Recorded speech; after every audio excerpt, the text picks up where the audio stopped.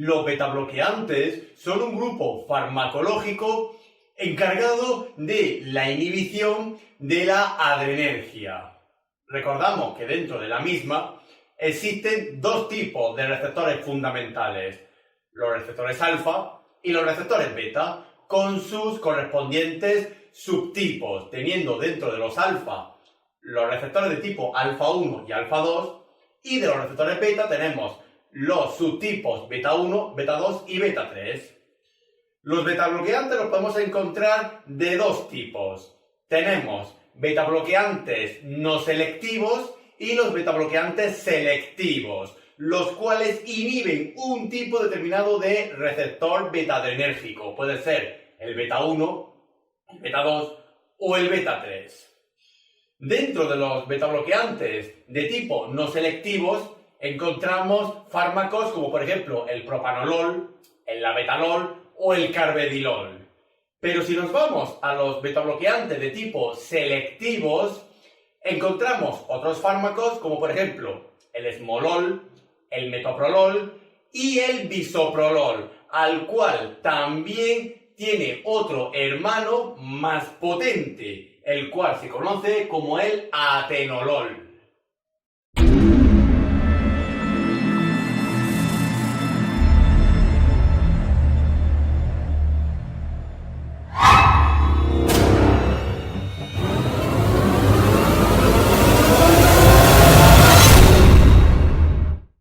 El atenolol es un fármaco que pertenece a la familia de los betabloqueantes y dentro de los mismos se engloba en el grupo de los de tipo selectivos, es decir, sustancias que interactúan mediante la inhibición de un objetivo común de los receptores beta-adrenérgicos. Puede ser del receptor beta 1, del beta 2 o del beta 3. En este caso, el atenolol, junto con otros semejantes como el bisoprolol, el metoprolol o el esmolol, es un betabloqueante selectivo que actúa sobre el receptor adrenérgico de tipo beta 1. El atenolol lo podemos encontrar en el mercado sanitario y farmacéutico bajo el nombre comercial de Tenormin. Y aquí podemos contemplar la estructura y conformación química del atenolol, donde vemos la similitud que tiene con otras moléculas hermanadas, como puede ser con el bisoprolol. Pero en el caso del atenolol vemos la presencia de un anillo benceno central al cual se le unen distintas cadenas, en las cuales podemos encontrar, por ejemplo, grupos amino y un grupo carbonilo.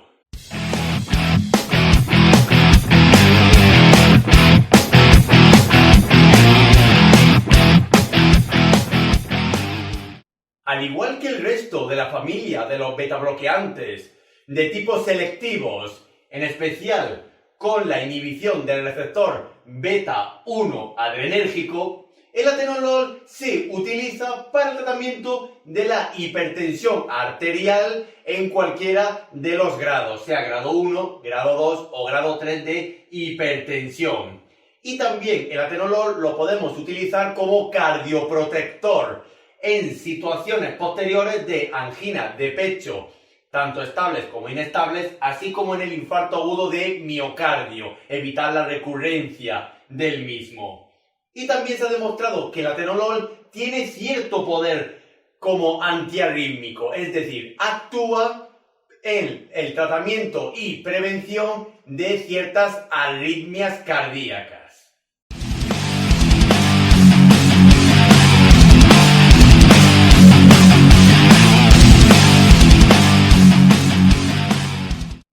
Los betabloqueantes selectivos suelen ser fármacos muy seguros y bien tolerados por la gran mayoría de los pacientes, pero siempre debemos de tener en cuenta un aspecto importante, y es que los betabloqueantes de tipo selectivo del receptor adrenérgico beta 1, en cualquier situación patológica o comprometida que tenga el paciente en el ámbito cardiorrespiratorio o cardiovascular, hay que tener mucha precaución con su uso. ya que el receptor adrenérgico de tipo beta 1 está directamente involucrado en la gran mayoría de los procesos cardiovasculares, por lo cual el atenolol no lo utilizaremos en la propia alergia a los betabloqueantes selectivos, en situaciones que cursen con una disminución de la actividad cardíaca y vascular, como por ejemplo en los shocks hipovolémicos y o hemorrágicos, así como en la hipotensión arterial.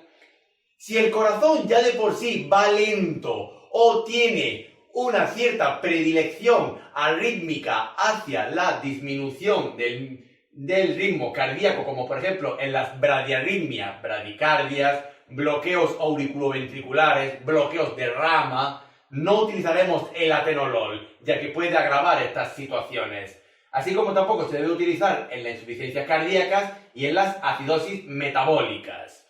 Y si el paciente presenta cierto cuadro de vasculopatías, es decir, patologías a nivel del sistema vascular, como por ejemplo vasculitis o arteriosclerosis, mucho cuidado con el atenolol, ya que puede agravar estas situaciones, disminuyendo aún más la tensión arterial. Y hay que tener precaución con el atenolol, de nuevo, si el paciente ya de por sí tiene fallos cardíacos o incluso principios de arritmias, como por ejemplo los bloqueos auriculoventriculares de tipo 1 o una disminución de la frecuencia cardíaca, bradicardias sinusales y de nuevo el caso de las vasculopatías.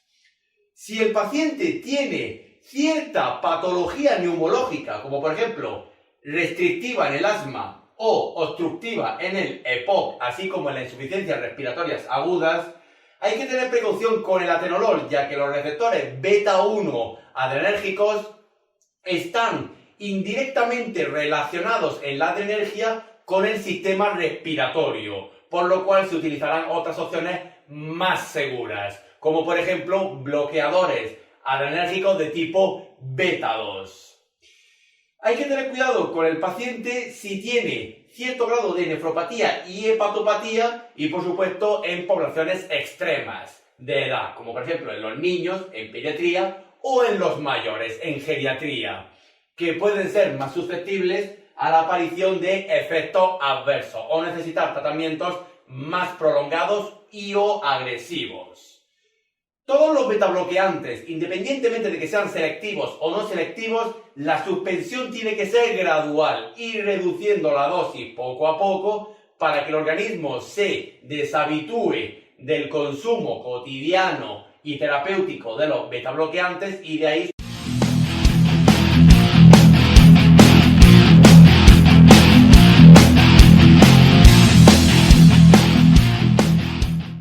el mecanismo de acción del atenolol es absolutamente idéntico que el resto de su familia de los betabloqueantes de tipo selectivos del receptor adrenérgico beta 1, como puede ser el bisoprolol, el metoprolol o el esmolol. El atenolol, al inhibir el receptor de tipo adrenérgico beta 1, tiene una acción cardiovascular selectiva. ¿En qué se traduce? En que el atenolol disminuye dos de las propiedades más importantes del corazón o de la actividad cardíaca.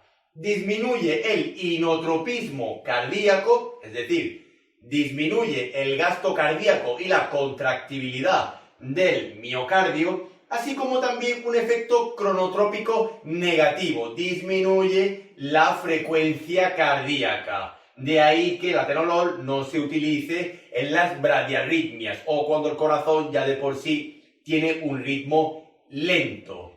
Y tenemos que decir que el atenolol, su efecto antihipertensivo, por ejemplo, los tratamientos y profilaxis de la hipertensión arterial, se debe a que el atenolol interactúa con el sistema renina-angiotensina renal. Y tenemos que saber que el atenolol a mayores dosis disminuye su selectividad. ¿Qué queremos decir?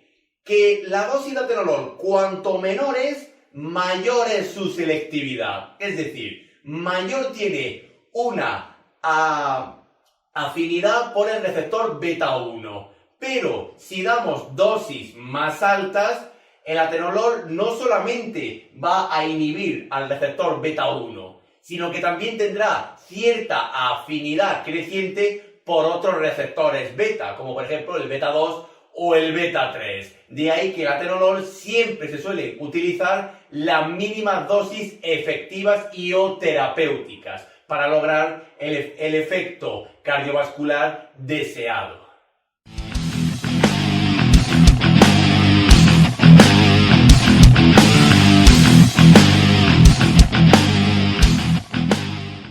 Las vías de administración más usuales del atenolol son la vía enteral debido a la presentación en comprimidos y o cápsulas para su administración de forma oral o por sondaje nasogástrico, y también tenemos la vía parenteral, la cual suele ser bastante rara, pero que se utiliza mucho en los ámbitos de urgencias y emergencias, por ejemplo en las crisis hipertensivas.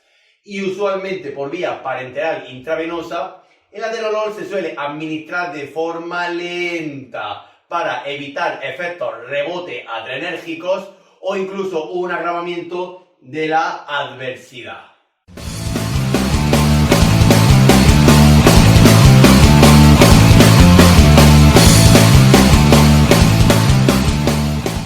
La posología más común del atenolol suele ser algo engorrosa y complicada si la utilizamos en el ámbito de la urgencia y emergencias, como por ejemplo en las arritmogenias. Pero si nos centramos en los ámbitos más básicos, podemos decir que el atenolol para el tratamiento de la hipertensión arterial utilizaremos de 50 a 100 miligramos diarios. En la cardioprotección de las anginas de pecho, utilizaremos 50 miligramos cada 12 horas o directamente una dosis diaria de 100 miligramos. Si utilizamos el atenolol en el control de las arritmias cardíacas, especialmente de las taquiarritmias, utilizaremos 2,5 miligramos de forma intravenosa a un ritmo aproximado de 1 miligramo por minuto, cada 5 minutos aproximadamente. Y de ahí, si es necesario, instaurar una infusión de 0,15 miligramos por kilogramo de forma parenteral, a pasar en unos 20 minutos, media hora aproximadamente. Y una vez que hemos corregido la arritmia, pasaremos al tratamiento oral, el cual será de 50 a 100 miligramos diarios, según el criterio facultativo. Y si utilizamos el atenolol como fármaco cardioprotector en los infartos agudos de miocardio con una evolución del dolor torácico mayor de 12 horas, utilizaremos por vía intravenosa de 5 a 10 miligramos. A los 15 minutos administraremos 50 miligramos por vía oral. Y de ahí a otros 15 minutos seguiremos con otra dosis de 50 miligramos por vía oral. Y si conseguimos la reversión o un efecto cardioprotector del atenolol en el infarto agudo de miocardio, de nuevo pasaremos a la vía oral, a la vía enteral, con 100 miligramos de forma diaria.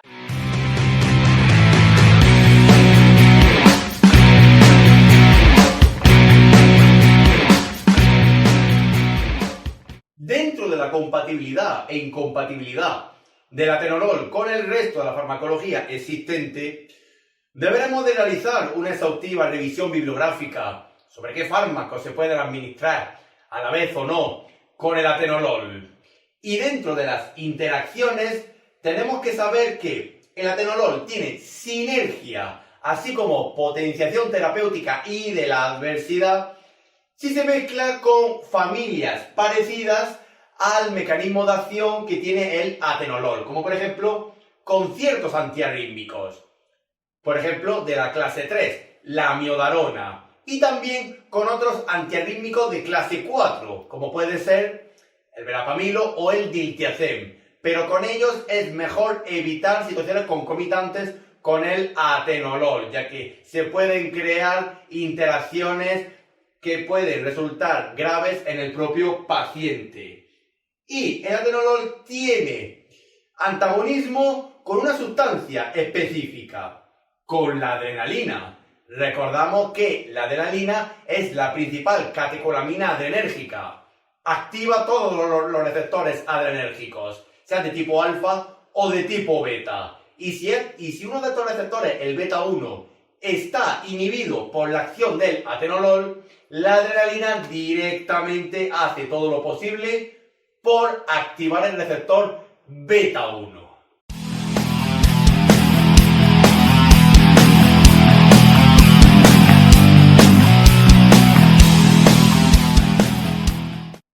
Habiendo dicho antes que el atenolol y la mayoría de los beta bloqueantes suelen ser fármacos bastante seguros en las terapias cardiovasculares, no debemos obviar que el atenolol puede crear adversidad y efectos secundarios, siendo la mayoría de tipo cardíaco, pero que suelen ser bastante raros, ya que la gente suele responder bastante bien a los tratamientos con el atenolol. A nivel cardiovascular, el atenolol puede provocar bradiarritmias, como por ejemplo bradicardias, bloqueos auriculoventriculares o el agravamiento de los mismos, así como también la aparición de bloqueos de rama. También puede producir frialdad o frialdad en los miembros superiores e inferiores, especialmente en las zonas distales como las manos o los pies. Y a nivel general puede provocar dispepsias y disminución de la glucemia basal.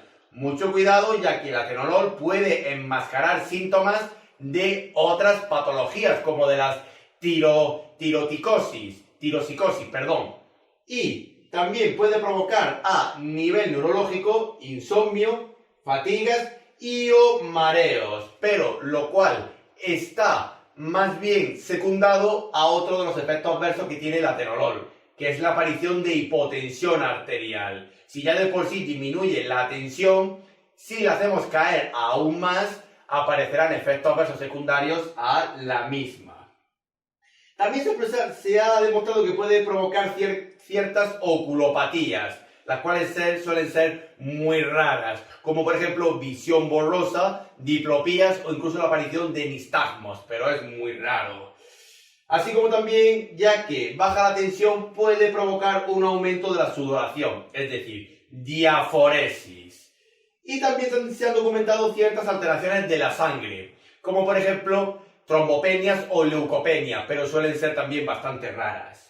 Y en el embarazo y la lactancia, el atenolol tiene categoría D, es decir, se ha demostrado que tiene un carácter teratógeno, puede interactuar con el feto o el recién nacido provocando daños en el mismo, por lo cual durante la gestación y en el propio recién nacido es mejor evitar el atenolol, el cual también se excreta por la leche materna y puede afectar al propio recién nacido durante la lactancia.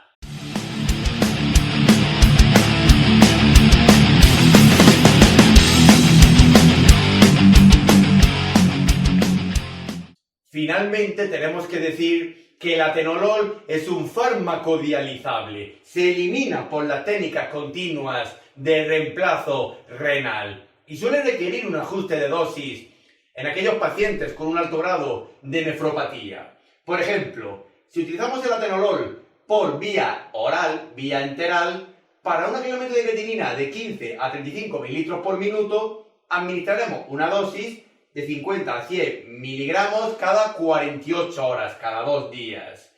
Si por el contrario utilizamos el atenolol por vía parenteral en un paciente que tenga un alto grado de nefropatía, por ejemplo, con un kilómetro de creatinina menor de 15 mililitros por minuto, podremos utilizar dosis de 10 miligramos cada 96 horas, es decir, cada 4 días.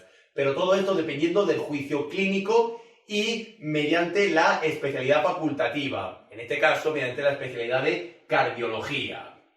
Y una de las cosas que tenemos que saber es que el atenolol se prefiere antes a uno de sus semejantes, el bisoprolol, porque este último, el bisoprolol, es más específico que el propio atenolol, el cual tiene más potencia pero menos Afinidad por los receptores beta 1. Recordamos que el atenolol a más dosis, menor afinidad, cosa que el bisoprolol no le sucede. Por lo cual el atenolol se utiliza en casos extremos o en terapias agresivas, mientras que para pacientes algo más normalizados dentro de las cardiopatías y también en las vasculopatías se suele utilizar más el bisoprolol, que es un poco más específico y tiene menos efectos adversos.